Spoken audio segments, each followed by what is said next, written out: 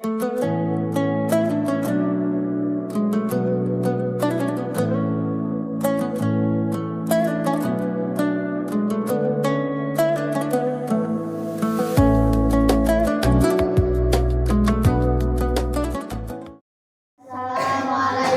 warahmatullahi wabarakatuh. Waalaikumsalam. Waalaikumsalam warahmatullahi wabarakatuh. Alhamdulillahirabbil alamin. Wassalatu wassalamu ala asrofil anbiya'i wal mursalin wa ala alihi wa ashabihi rasulillahi ajma'in. Pertama dan terutama sekali, marilah kita ucapkan puji dan syukur kita atas kehadiran Allah yang telah melimpahkan rahmat dan karunia-Nya kepada kita bersama, sehingga kita dapat berkumpul di masjid yang sama-sama kita cintai ini. Salawat beserta salam tak lupa pula kita kirimkan kepada Nabi besar junjungan kita, yakninya Nabi Muhammad SAW. Allahumma sholli ala Muhammad.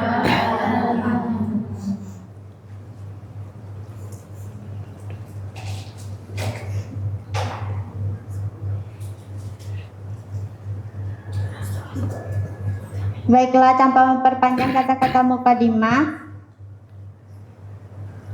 langsung saja kita mulai acara kita dengan mengucapkan basmalah. Bismillahirrahmanirrahim.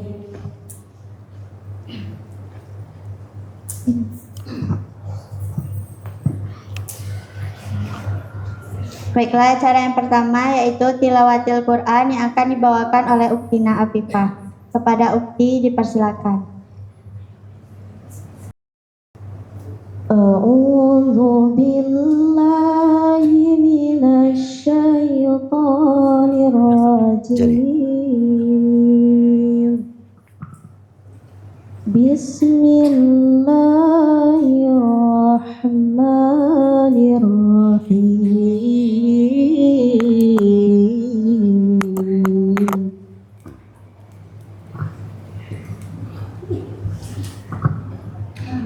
Tabarakalladzi biyadihil mulku wa huwa ala kulli syai'in qadir.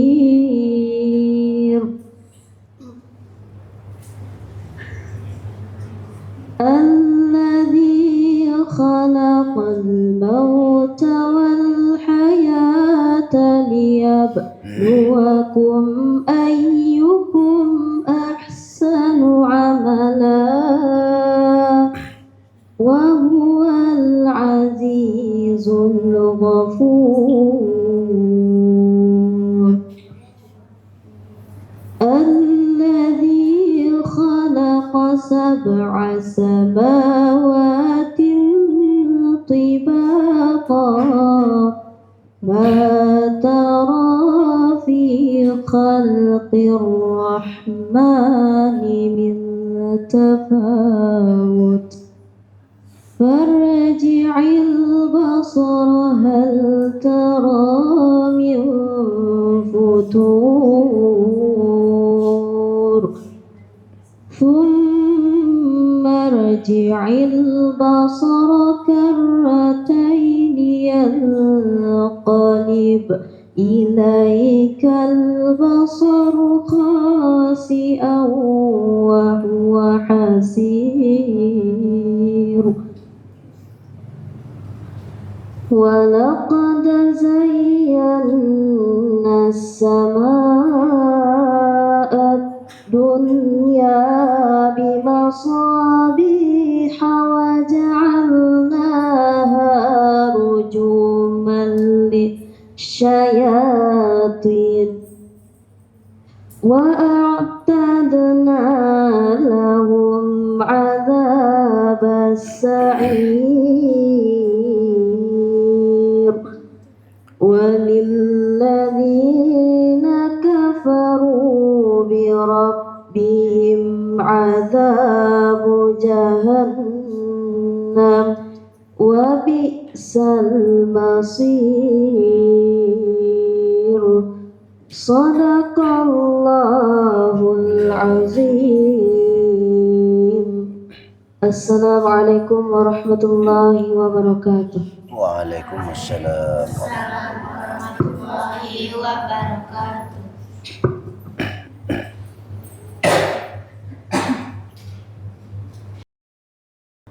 Baiklah, cara selanjutnya materi akan disampaikan oleh Ustadz Iswadi Idris, MPDGR, yang dengan segala hormat kepada Ustadz dipersilakan.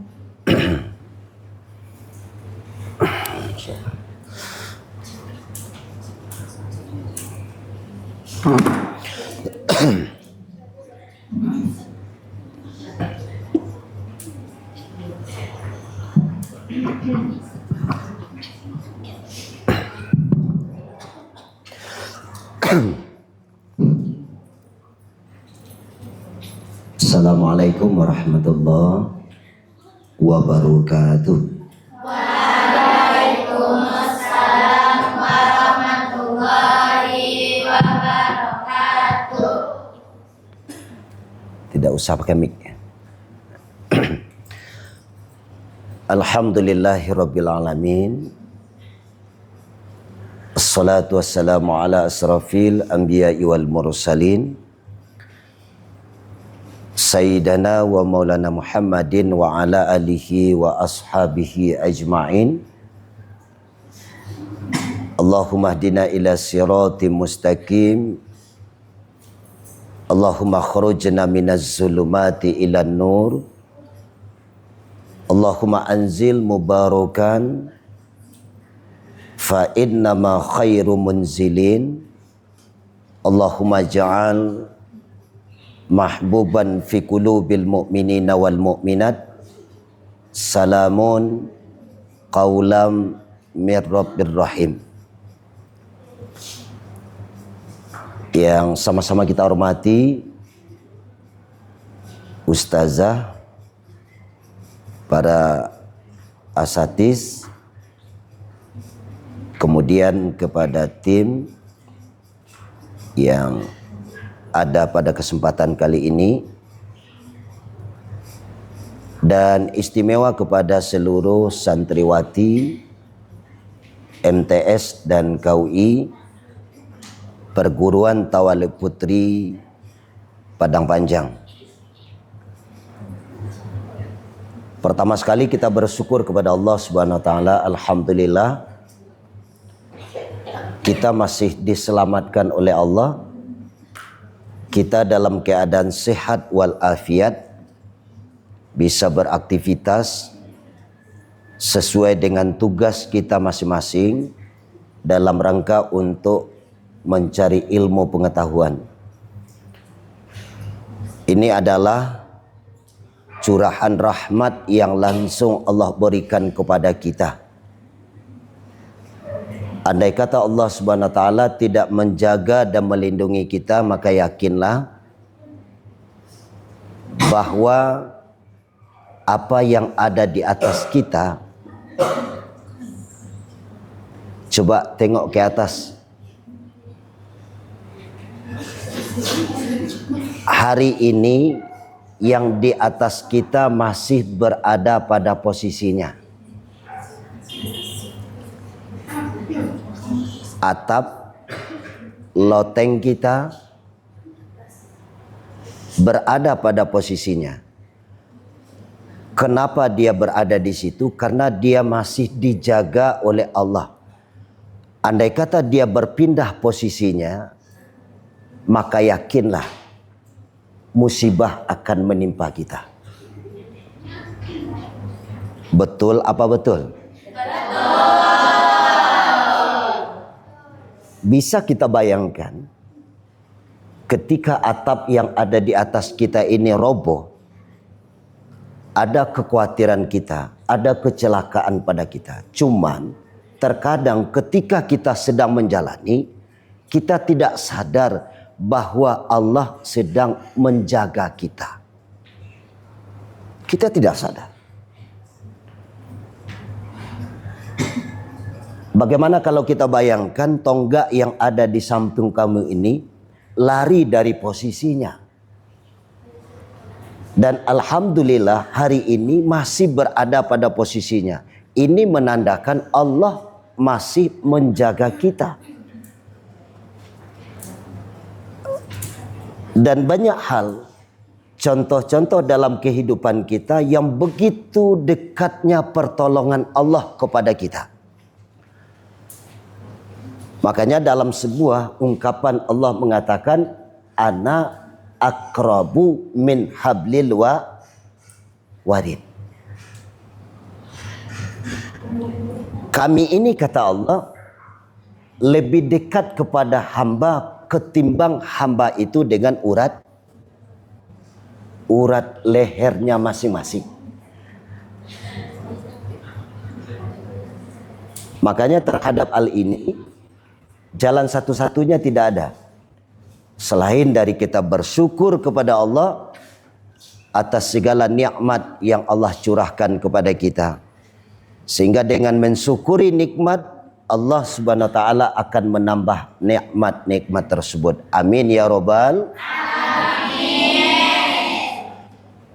Salawat bercampur dengan salam untuk Nabi kita, Nabi Muhammad sallallahu alaihi wasallam.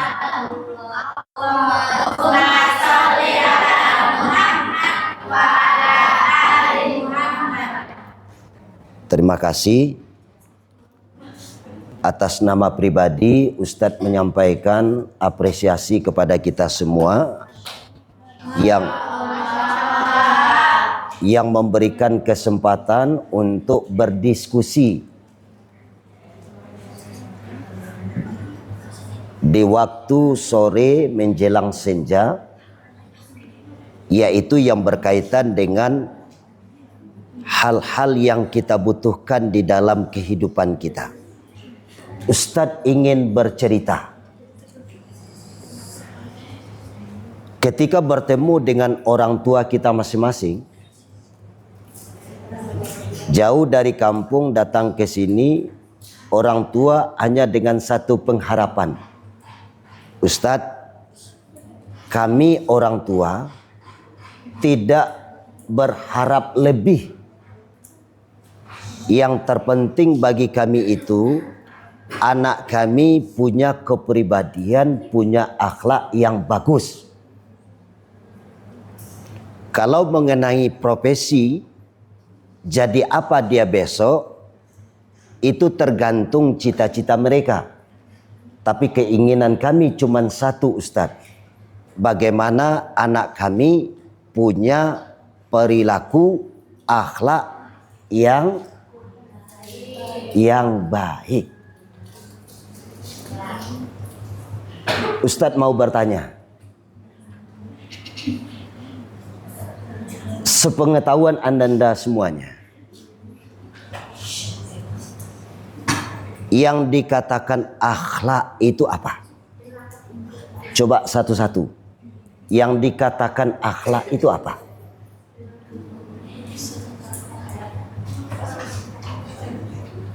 Ada yang menyatakan itu perilaku. Kemudian apa lagi? Sikap. Kemudian apa lagi? Adab. Apa lagi? Apa? Itu saja. Tindakan, perilaku, sikap. Ada dalam tatanan orang Minang mengatakan kurinah, tabiat, perangai. Ya nak? Pertanyaan Ustadz, apakah itu makna dari akhlak?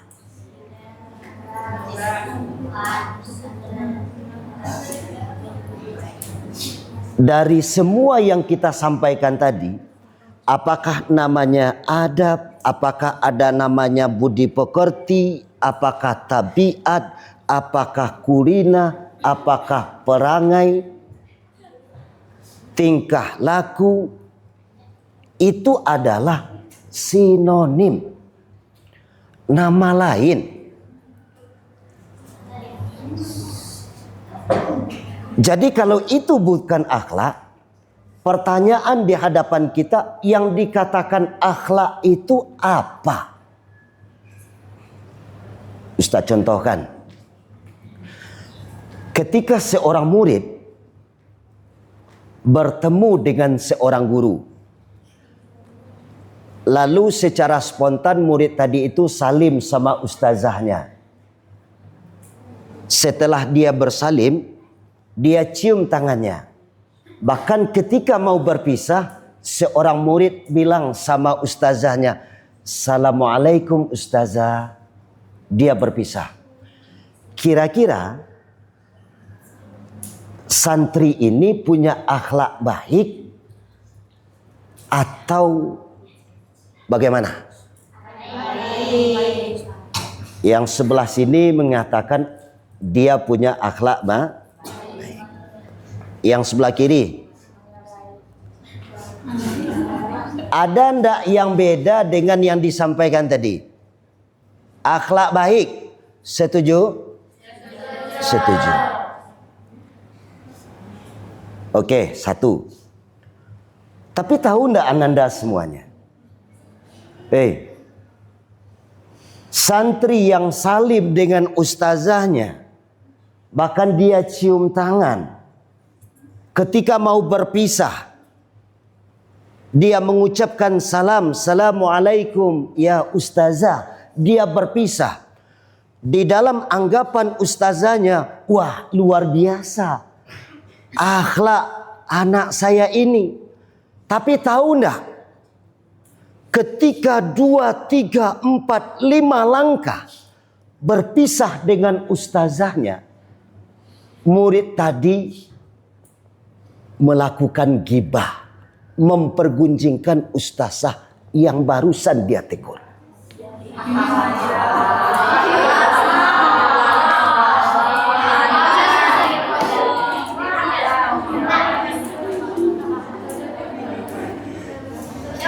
Ini dari semua kita yang seperti ini, walaupun kepada bukan ustazah, mungkin kepada ustadz, mungkin kepada orang yang lebih tua, mungkin orang yang tetangga jiran dengan kita, atau orang yang pernah berkomunikasi dengan kita, ustadz pastikan di antara kita punya pengalaman seperti itu. Ustadz pastikan itu. Apakah kepada teman orang yang di bawah kita, yang sama dengan kita, dengan ustadz kita, ustazah kita, ummi kita, dengan orang tua kita, pasti punya pengalaman. Pertanyaan ustadz yang kedua, kira-kira gimana permasalahan ini? Berarti seorang ustazah atau ummi tadi, atau ustadz tadi ketika bertemu dengan anak yang seperti itu, berarti dia sudah kena tipu.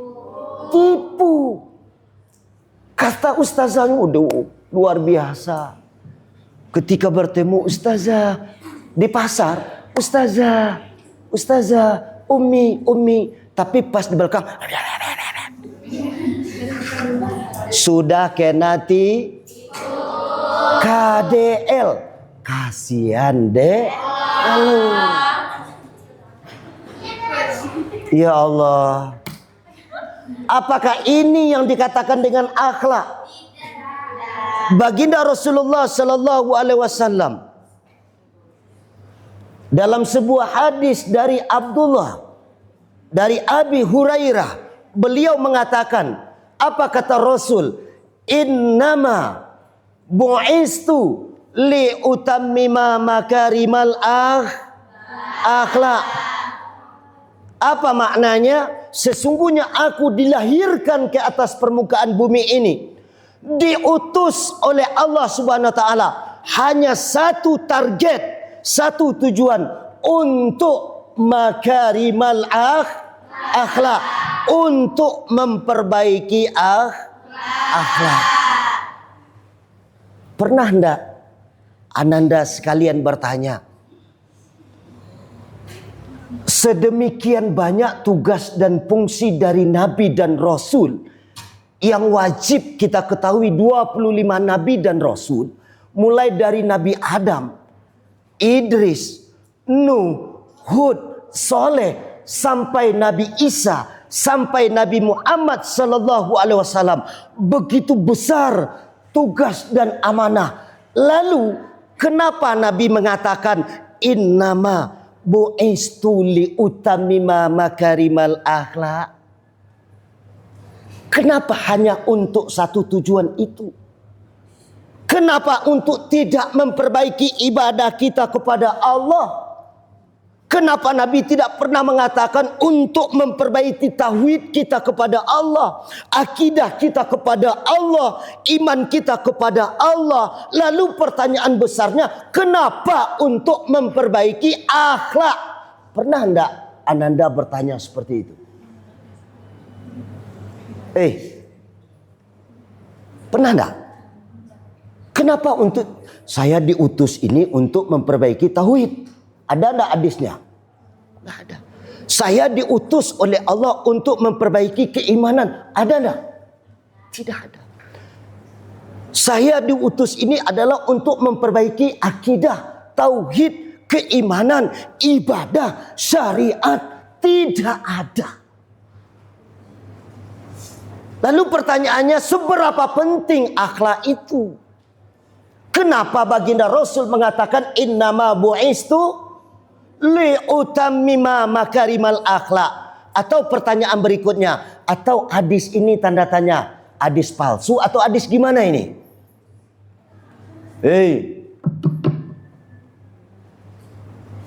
Kan bisa tanda, berarti nggak betul ini hadis. Padahal tingkatan hadis itu adalah hadis sahih Ananda semuanya.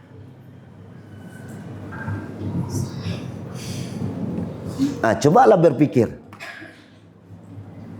Ya, kenapa tidak ya? Kenapa untuk tidak memperbaiki ibadah ya? Kenapa untuk tidak memperbaiki tauhid, akidah, keimanan, syariah, muamalah? Kenapa untuk akhlak? Ada yang bisa jawab? Ada yang bisa jawab? Coba kita dilatih untuk berpikir keras di sini. Bahkan ada satu istilah yang ingin juga Ustadz lemparkan kepada kita di sini untuk mencari sebuah jawaban. Ada satu pepatah Arab mengatakan al-adabu fauqa ulang lagi, al-adabu fauqa ulang lagi, al-adabu fauqa ilmi. Coba yang sebelah sini dulu.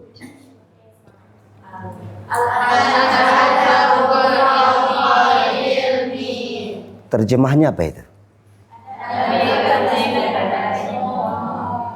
Nah, pemahaman yang bisa kita ambil dari ungkapan kata-kata itu apa?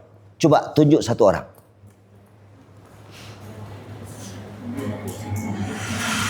Apa yang bisa kita pahami? Adab itu di atas ilmu. Tafsirnya gimana itu? Siapa yang bisa jawab? Silakan. Siapa namanya? Afifah. Coba Afifah. Karena akhlak itu lebih daripada ilmu, karena orang yang berakhlak sudah pasti berilmu, dan orang yang berilmu belum tentu berakhlak. Masya Allah. Adab itu lebih penting dari ilmu, karena orang yang berilmu berakhlak. Tapi orang yang berilmu belum tentu berakhlak. Orang yang berakhlak sudah pasti berilmu. Gak bisa. Itu satu contohnya kan. Coba kamu lihat, ada pondok pesantren dengan ustadznya cium tangan. Iya, bahkan sampai hamil itu. Perempuan itu. Dan itu terbaru. Kalau akhlak kamu bilang dia sudah punya ilmu, mana ilmunya? Dan itu jelas. Di medsos, media sosial bisa kamu baca itu. Daerah-daerah seberang. Dan itulah yang merusak harga diri pondok pesantren hari ini. Artinya apa? Orang beradab yang tidak memiliki ilmu. Dan yang paling parah, tafsiran daripada ungkapan kata-kata itu, ilmu itu lebih penting. Untuk apa berilmu kalau tidak beradab?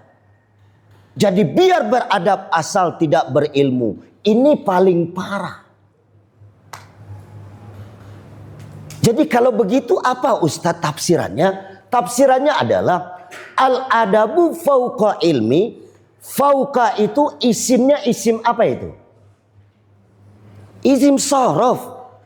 Isim sorof itu adalah menunjukkan kata tempat. Bahwa tempat yang di atas lebih baik dari tempat yang di bawah. Maka adab lebih tinggi daripada ilmu. Analogikan.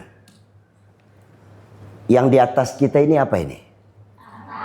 Ada loteng. Di atas loteng ada apa? Ada genteng, ada seng, namanya atap. Mana yang lebih tinggi atap dari lantai? Loteng dari isi yang ada dalam ruangan ini. Loteng, atap berada di atas. Adab lebih tinggi dari ilmu. Nah, kalau kita analogikan berarti adab itu adalah loteng. Adab itu adalah atap atau genteng. Lihat fungsi atap dan loteng. Kenapa kita bisa duduk dengan tenang di dalam ruangan ini? Dan kenapa kita bisa menghirup hawa sejuk dalam ruangan ini? Dan kenapa kita bisa menikmati harumnya karpet ini? Disebabkan karena ada yang di atas. Kenapa antum tertawa? Coba kita buang atapnya, kita buang lotengnya, datang hujan kehujanan, datang panas kepanasan, kira-kira harumnya karpet berubah atau gimana? Itu.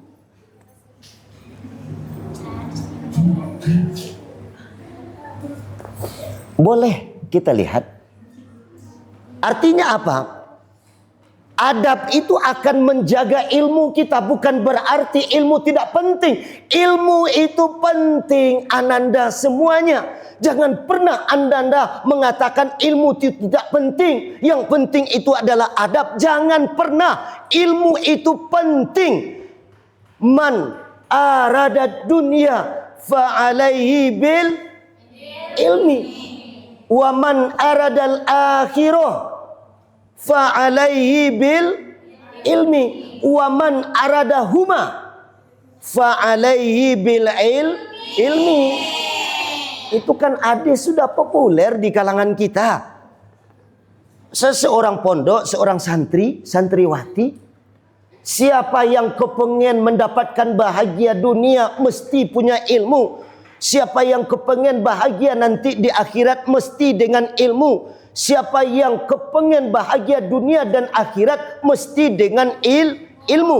Jadi ilmu itu sangat penting. Tapi kalau ilmu tanpa dimiliki oleh orang yang berakhlak dan beradab, maka ilmu ananda itu semua tidak akan ada gunanya bagi orang lain. Tidak akan ada artinya. Karpet ini banyak nilainya. Tetapi ketika atap dan loteng tidak ada, fungsinya akan masuk ke dalam gudang. bahkan ke tong sampah. Penting kan? Mahal ini harganya. Apa namanya ini? Bukan. Keramik. Keramik ini mahal. Iya enggak? Harganya mahal, dia bernilai dan fungsinya sangat bagus untuk kita beribadah. Bahkan ketika tidak ada karpet, dengan kita sapu dengan bersih, ini bisa mengantarkan kita kepada surganya Allah, beribadah kepada Allah Subhanahu wa taala. Ketika dia itu terjaga dan terawat, maka apa yang ada di atas akan memberikan penjagaan. Apa yang ada di atas akan memberikan perlindungan. Apa yang ada di atas akan menjadikan pelindung dan penjaga untuk apa yang ada di bawah.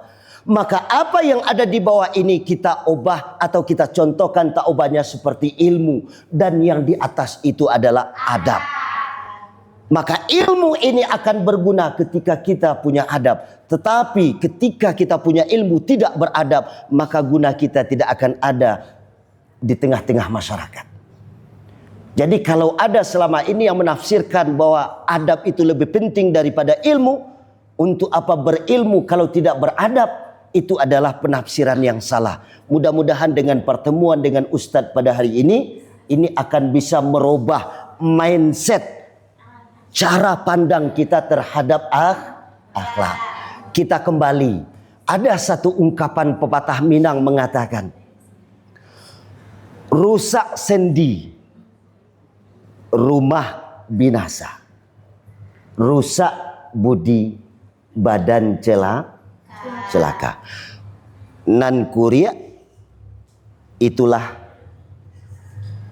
nan merah, itulah sago.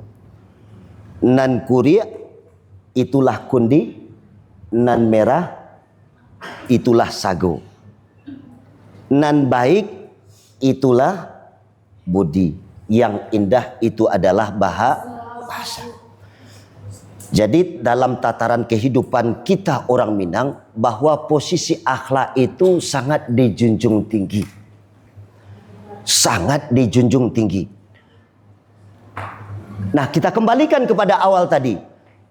Lalu kalau begitu Ustadz, yang dikatakan akhlak itu apa? Kita kembali kepada pertanyaan yang pertama tadi. Karena pertanyaan yang pertama tadi belum terjawab. Kalaupun ada yang mengatakan itu adalah adab, tingkah laku, perangai, tabiat, kurina, itu adalah penamaan sinonim nama-nama lain. Tapi sesungguhnya yang dikatakan adab itu apa? Ketika ada seorang santri, dia ciuman tangan ustazahnya, bertemu, dia tegur sapa di mana saja dia bertemu. Lalu seorang ustazah itu mengatakan anak ini adalah baik. Ternyata 2-3 langkah berpisah dia menggibah ustazahnya. Dan kita kemudian mengatakan ustazah sudah tertipu. Apa katanya? Saya tegur ustazah itu karena takut nilai saya diturunkan saja. Karena di hati saya ini, di sini sakitnya. Ustazahnya tertipu, ustadznya tertipu. Sudah sepanjang itu ustadz memberikan sebuah analogi. Apakah sudah ada yang bisa menyimpulkan apa yang dikatakan akhlak itu? Karena ini adalah penting. Sudah ada yang bisa menyimpulkan? Belum ada? Belum ada? Kelas 12 KUI ada? Ada. KUI lah, KUI ada? Nah, coba kira-kira akhlak itu apa?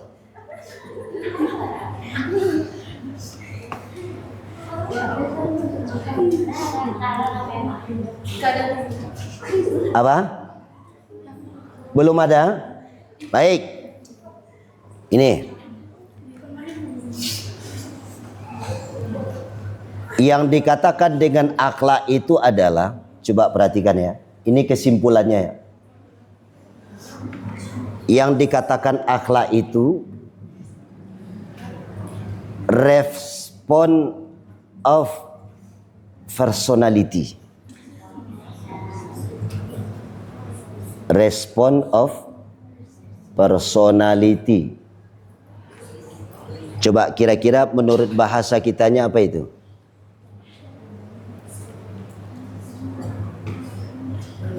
Bahasa sederhananya akhlak itu adalah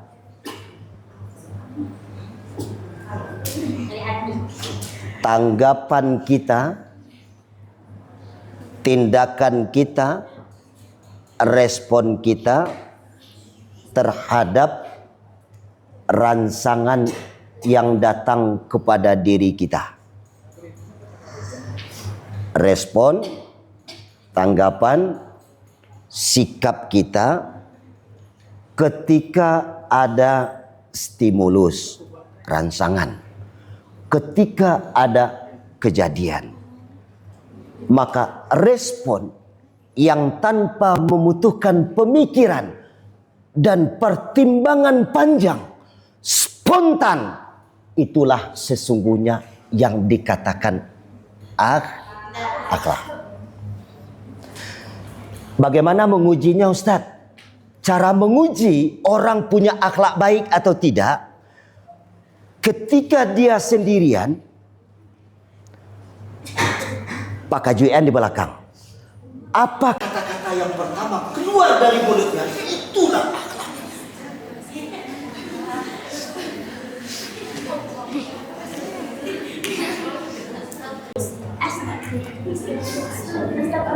Respon yang tanpa pemikiran dan tanpa pertimbangan panjang. Untuk bertemu dengan ustazah itu butuh pemikiran.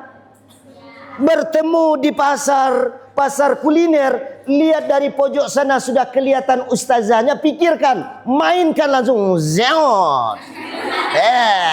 Ini ustazah ini. Langsung pakai pemikiran. Gimana caranya? Kita pura-pura elok. Itu yang tadi, yang kita contohkan tadi, itu yang terjadi. Karena butuh pemikiran panjang. Jauh jarak kita dengan mereka, ada 5 meter, ada 3 meter. Sambil berjalan itu pikiran main langsung. Pertimbangan, beko kalau tidak mau sampo, nilai yang beko dikurangi di ustaz aku. Ku pemikiran panjang, pertimbang. Akhirnya ketika bertemu, Assalamualaikum ustazah. Pas 2-3 langkah di belakangnya nanti, kalau bakso yang ndak, apa sasah deh aja. Sama. Akhirnya ustazah ini kena Makanya baginda Rasul itu tegas mengatakan, innama bu'istu li utamima makarimal akhlak. Kondisi batin, kondisi jiwa yang lahir secara spontan, itulah yang dikatakan akhlak ananda semuanya. Contohkan hari ini, kita sedang duduk dalam alaqah yang sangat mulia ini. Tiba-tiba turun hujan lebat. Kamu jemur pakaian di luar sana. Kira-kira apa respon kamu? Waduh, kok hujan hari dean? Itulah akhlak kamu. Coba kita minta hujan ya. Ada yang jemur sepatu. Jemur sepatu di sana, tiba-tiba kita duduk di sini turun hujan lebat. Kalau Bapak biasanya biasanya nyontohkan seperti ini. Ketika ibu-ibu di jemaah-jemaah masjid sedang menjemur padi. Coba padi yang dijemur, tiba-tiba dia berada di dalam rumah. Ketika dia berada di dalam rumah, dia membutuhkan terik panas matahari. Dari pagi sudah terpancar dengan gembira, bahagia, senang hati. Dia bawa padi dari dalam rumah. Dia tebarkan di halaman, dia kembangkan di halaman. Baru selesai dia kembangkan, tiba-tiba datang mendung, hujan mendadak. Kira-kira seorang ibu tadi, bagaimana ungkapan kata yang pertama yang keluar dari mulutnya di saat hujan itu turun? Maka itulah nilai akhlak. Itu akhlak ananda. Tapi ketika dia jalan keluar ditanya, ibu ngapain? Iyo itulah hujan luari. Padahal dia tinyo bakuruk-kuruk, hujan luari kuat ndak ada kan. Padahal dia marah. Kalau dia kaji marahnya, kepada siapa dia marah? Woi, kepada siapa? Kepada Allah. Kalau dia ngomel hujan turun karena dia butuh terik panas matahari, dia butuh ini, kemudian hatinya tidak ridho menerima, berkata begini, kata begitu, karena ditanya, Bu, gimana Bu? Iya nggak apa-apa. Padahal dia tanya orang hujan lari. Itu akhlak Ananda. Makanya ada pepatah Minang mengatakan, kunyang bukan dek kuning, lama bukan dek santan, kue sapi bukan karena jari, bukan dek karena ada udang di balik batu. Seseorang yang betul-betul akhlaknya itu bagus, dia tidak membutuhkan pujian, dia tidak membutuhkan sanjungan, dia tidak membutuhkan pertolongan balik dari orang. Karena apa? Dia ikhlas betul-betul kepada Allah Subhanahu wa ta'ala. Kita ini selama ini kan banyak bermain. Jadi orang pura-pura. Ini kita pura-pura jadi orang yang santun, pura-pura jadi orang yang hormat. Iya ndak? Cobalah kalau ndak. Cobalah. Tamat kamu di sini, camkan apa yang Ustadz sampaikan. Mungkin beda dengan ustadz-ustadz yang lain yang memberikan kepada kamu. Ustadz begini. Silakan kamu bawa setelah kamu tamat di sini.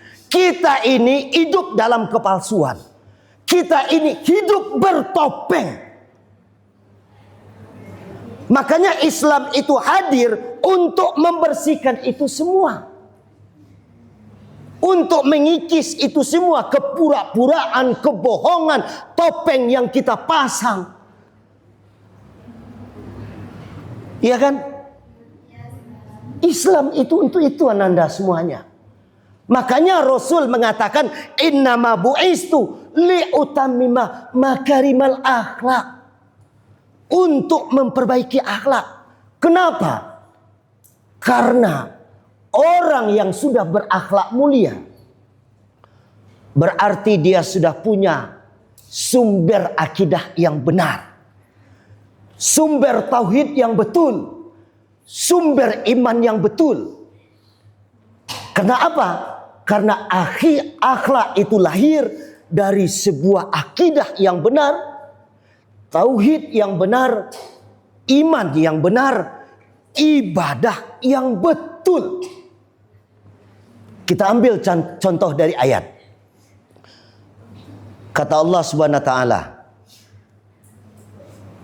"Innas salata tanha 'anil fahsya wal munkar."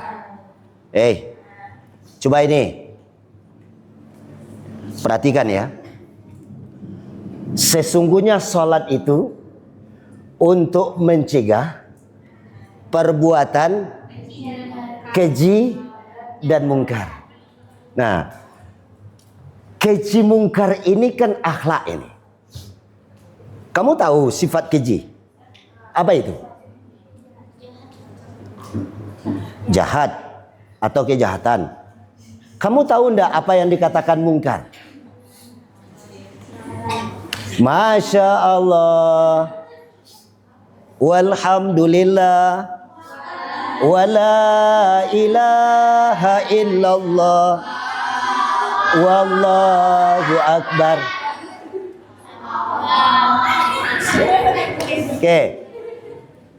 Fahsya itu apa Ananda? Keji itu apa Ananda? Kejahatan. Iya kejahatan. Mungkar apa ananda semuanya? Mungkar apa? Hei, halo. Apa mungkar? Mungkar apa? Ini ayat ya, kita tafsirkan ya. Fahsya satu, mungkar satu. Fahsya apa? Keji. Keji apa itu keji? Apa? Kejahatan. Ustadz belum sepakat ya. Penting kamu baca aja dulu. Kalau mungkar apa mungkar? Enggak tahu. Sekarang Ustadz sampaikan. Kalau keji, kalau mungkar itu adalah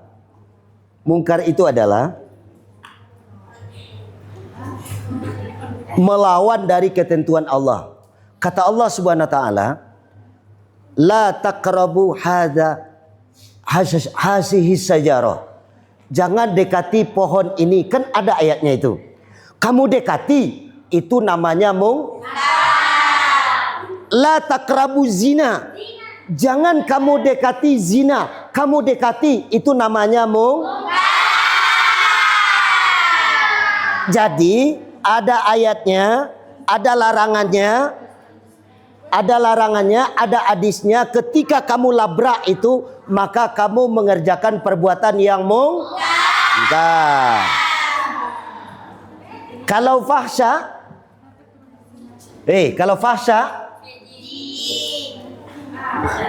definisi keji itu apa?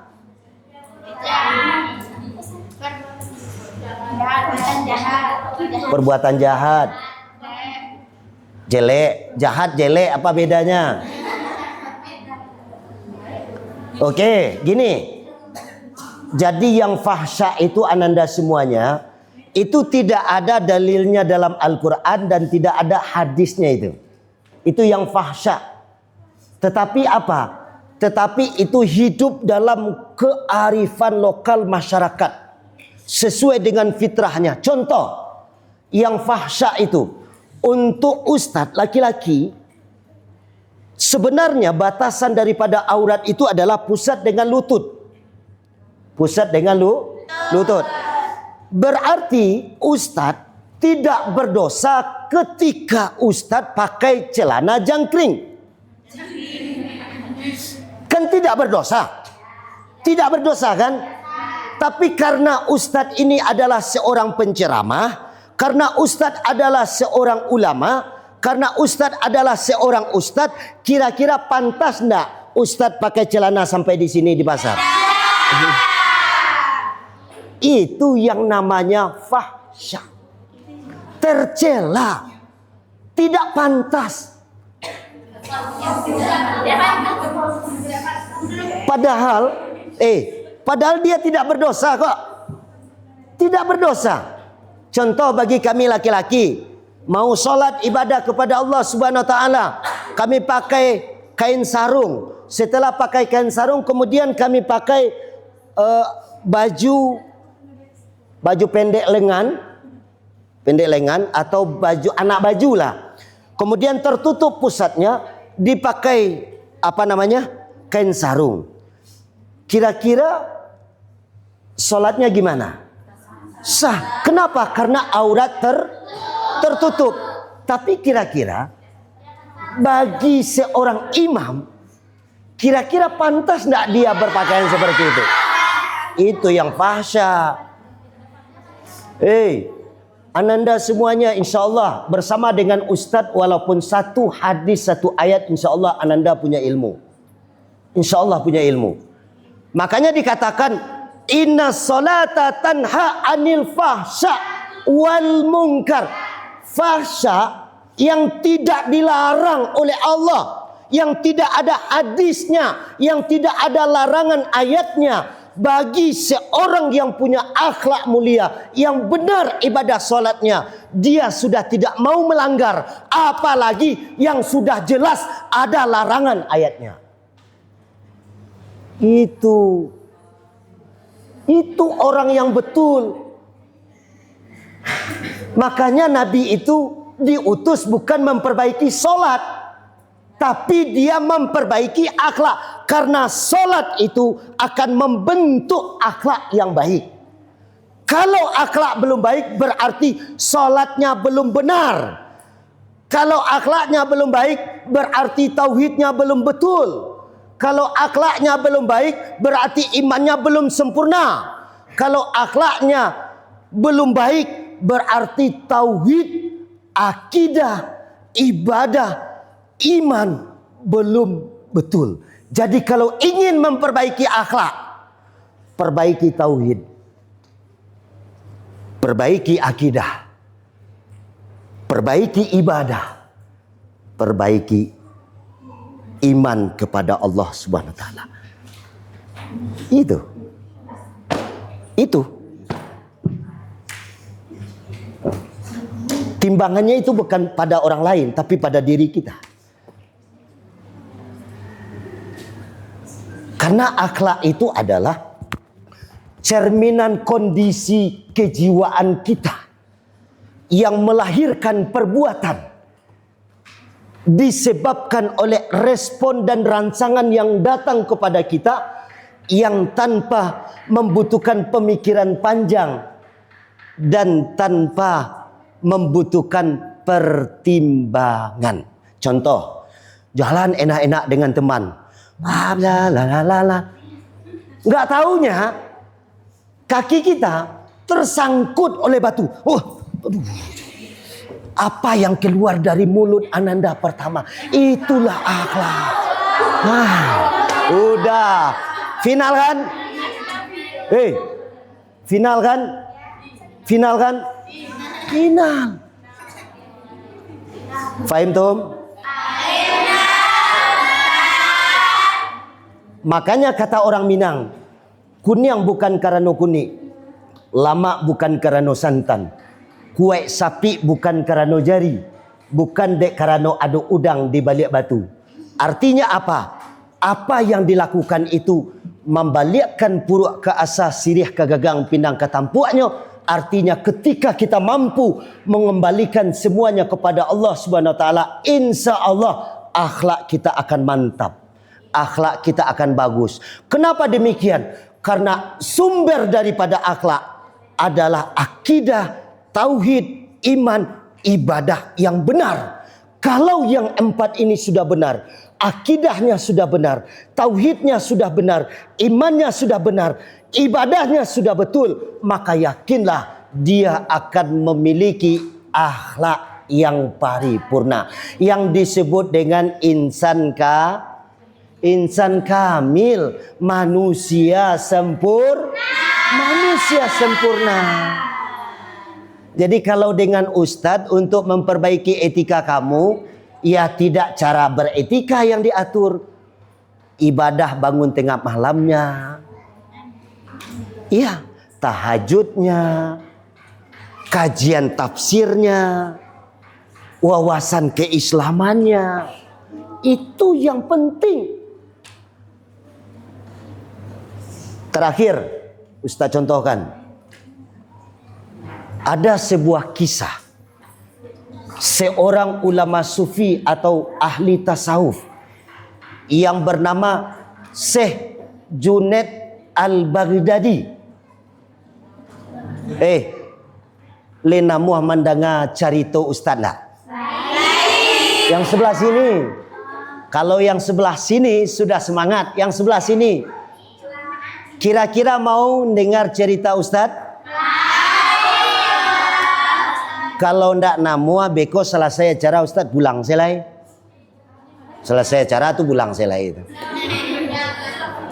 Oke, ceritanya begini. Syekh Junaid Al-Baghdadi dia pernah mengkisahkan tentang seorang murid. Seorang murid yang duduk di pondok pesantren yang dicemburui oleh santri-santri yang lain. Kata beliau kepada ustadznya, kepada syekhnya, wahai tuan syekh, kami cemburu. Kami merasa dipandang sebelah mata. Lalu ustadznya bilang, atau syekhnya berkata, kenapa kalian seperti itu? Karena menurut pandangan kami, si Pulan bin Pulan ini memiliki tempat yang istimewa di hadapan Tuan Syekh, Tuan Guru. Termenunglah Tuan Guru tadi. Siapa? Pulan bin Pulan. Iya, kami tidak terima. Kami berontak. Ya, kami akan pulang kampung semuanya. Gitu kan. Kami akan tinggalkan sekolah ini gitu. Pondok ini katanya. Jadi kata Tuan Gurunya, wahai ananda semuanya, bukannya Ustadz yang mengistimewakan si Fulan. Lalu kenapa? Ya bukan diistimewakan, tetapi memang Fulan bin Fulan itu memang anaknya istimewa, kata Tuan Gurunya. Lalu mendengarkan itu tentu bergejolaklah emosi santrinya. Wah, kami nggak terima. Kira-kira Ustadz, apa kelebihannya? Apa istimewanya dia dari kami? Kalau mengaji, kami pandai mengaji. Kalau membaca, kami bisa membaca. Sarahan, kami pun mampu seperti dia. Lalu kenapa Tuan Guru mengatakan dia istimewa? Bukan karena diistimewakan, tapi dia memang betul-betul istimewa. Ditanya, kata Tuan Guru, saya akan kasih tahu sama kalian semuanya tentang keistimewaannya. Tapi ada satu syarat. Ada satu syarat. Disampaikan oleh murid-muridnya. Oke, Tuan Guru, apa syaratnya? Kami akan penuhi. Oke, pendek cerita. Dibagikanlah satu orang santri itu 1 ekor merpati. Nih, kemudian masing-masing merpati tadi itu dibagikan pula satu orang santri tadi itu dibekali dengan sebilah pisau. Oke. Udah selesai semuanya, udah. Sudah punya merpati, sudah Tuan Guru. Mana si Pulan? Panggil Pulan. Kamu juga seperti itu Pulan. Ini merpati 1, ini pisau 1, pisau belati. Semuanya sudah dapat pisau? Jawablah. Semuanya sudah dapat pisau? Sudah. Semuanya sudah di tangannya merpati? Sudah, oke. Nah, sekarang Ustadz perintahkan kepada antum semuanya. Silakan pergi cari tempat yang sunyi, cari tempat yang sepi, di mana tempat itu tidak ada satupun orang yang melihat.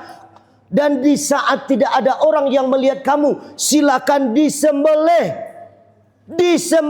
merpati ini. Nah, kalian datang kepada Tuan Guru dalam keadaan merpatinya sudah terpotong. Ketika belum terpotong, jangan pernah untuk datang kepada saya, kata Tuan Guru. Akhirnya singkat cerita, muridnya tadi itu sudah bertebaran. Ada yang naik bukit, yang turun bukit, yang masuk gua, kemudian masuk semak, keluar semak. Ya, tersembunyi sedikit, lihat kiri kanan depan belakang, potong. Pss, pss, pss. Tidak lama datang murid ini semua. Tuan Guru, sesuai dengan syarat yang diberikan kepada kami, yaitunya menyampaikan keistimewaan teman kami ini si Pulan. Maka syaratnya adalah merpati sudah dalam keadaan tersembelih, dan menyembelihnya itu memang di waktu tidak ada seorang pun yang melihat. Ini Tuan Guru dikumpulkan semuanya. Setelah dikumpulkan itu kemudian diabsensi. Sudah cukup semuanya, kata Tuan Guru. Belum Tuan Guru. Siapa yang belum datang? Si Pulan Tuan Guru. Akhirnya ternyata si Pulan tadi yang belum datang. Kata Tuan Guru tadi, kalau belum terpotong jangan pernah untuk datang ke sini. Maka si Pulan tadi dia nggak datang.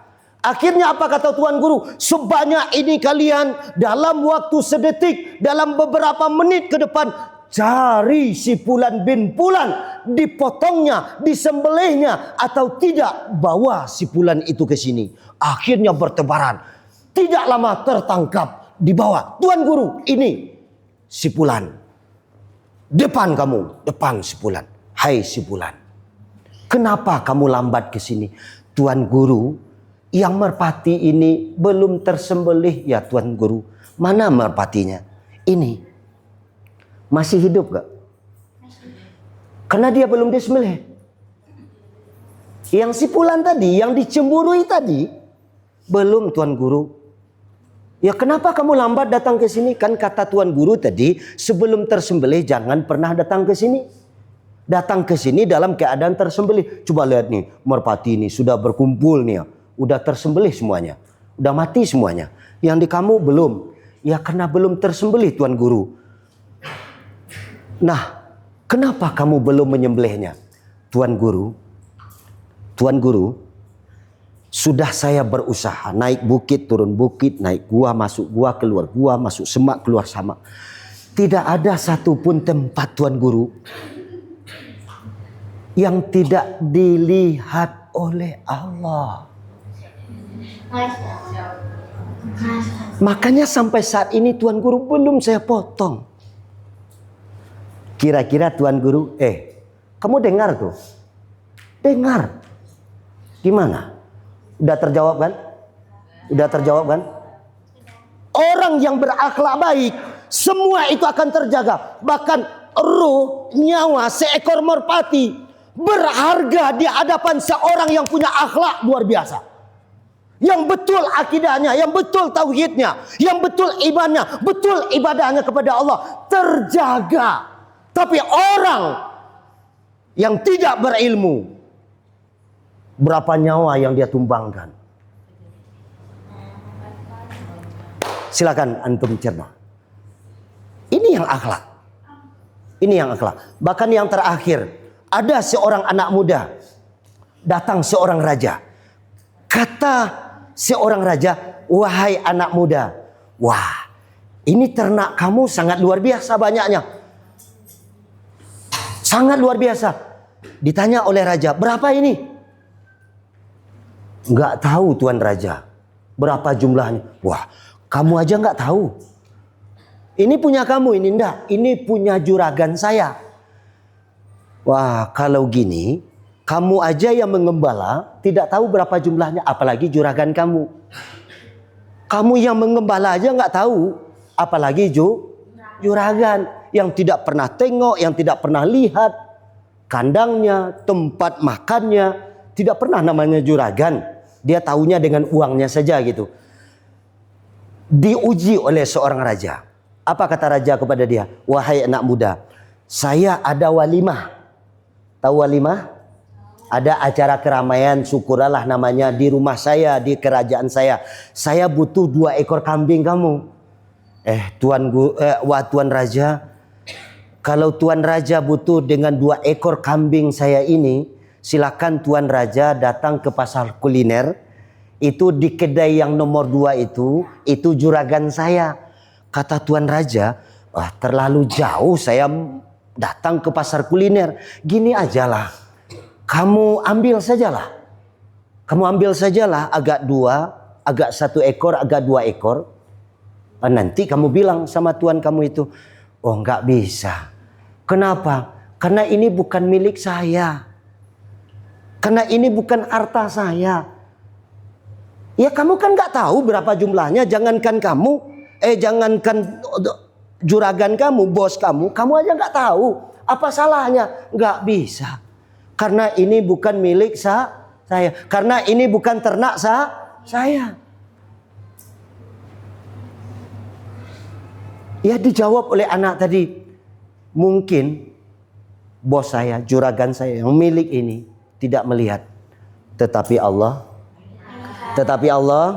melihat. Allah mendengar, Allah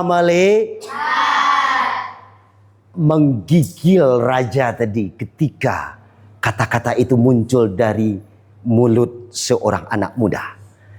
Ini yang akhlak ananda semuanya. Harta akan terjaga, nyawa akan terjaga dengan orang yang punya akhlak yang sangat luar biasa. Tapi kalau orang tidak berakhlak, berapa nyawa yang dia korbankan. Yang terbaru hari ini, miliaran pemerintah kita membongkar korupsi. Itu sudah zolim, hak orang. Kenapa? Karena tidak berakhlak. Ilmu orang pintar semuanya pakai dasi. Duduk di atas meja hanya memainkan pulpen, pena. Mana penanya ini? Ini kan gini aja. Padahal orang tua kita yang kerjanya bertani pergi pagi pulang petang, hanya bergaji 150.000, 100.000 menjadi kuli. Dia dengan kepintarannya, dengan kehebatannya, dengan ilmunya, dengan pengetahuan yang dia miliki, hanya duduk dengan tenang bermain dengan pena, spidol, mendapatkan uang yang begitu banyak. Ketika itu lepas kepada orang yang tidak berakhlak, maka itu akan banyak menyebabkan terjadinya korban-korban jiwa. Akan banyak terjadinya korban-korban harta. Ilmu apa yang tidak cukup? Gelar saja banyak, pengetahuan tinggi, iya kan? Sampai sudah profesor. Makanya ananda semuanya, kita kembali kepada yang tadi, al-adabu fauqa ilmi. Adab itu akan menjaga ilmu kita. Sedikit ilmu yang kita miliki, ketika kita punya akhlak, punya adab, insya Allah itu jauh berbekas, jauh bermakna, jauh bermanfaat bagi orang banyak. Ketika kita banyak ilmu, tetapi kita tidak punya akhlak, itu tidak akan ada artinya dan nilainya di tengah-tengah kehidupan ini. Maka kesimpulannya ananda semuanya, harapan orang tua antum memasukkan ke sini adalah memiliki akhlak dan budi pekerti yang baik. Kalau ingin itu diwujudkan, jalan satu-satunya perbaiki akidah kita kepada Allah, perbaiki tauhid kita kepada Allah, perbaiki iman kita kepada Allah, perbaiki ibadah kita. Kalau tauhid sudah betul, akidah sudah benar, iman sudah betul, ibadah sudah betul, maka yakinlah akhlak itu akan sangat luar biasa. Amin ya robbal alamin. Mungkin itu saja. Mohon maaf kalau terlalu panjang Ustadz menyampaikan dari alokah kita pada kesempatan kali ini. Mudah-mudahan ada manfaatnya bagi kita bersama. Jalan kudo mandongkak-dongkak, jalan itiak menari-nari. Salam pertamu, salam pembuka, salam kadu, salam kapai. Assalamualaikum warahmatullahi wabarakatuh.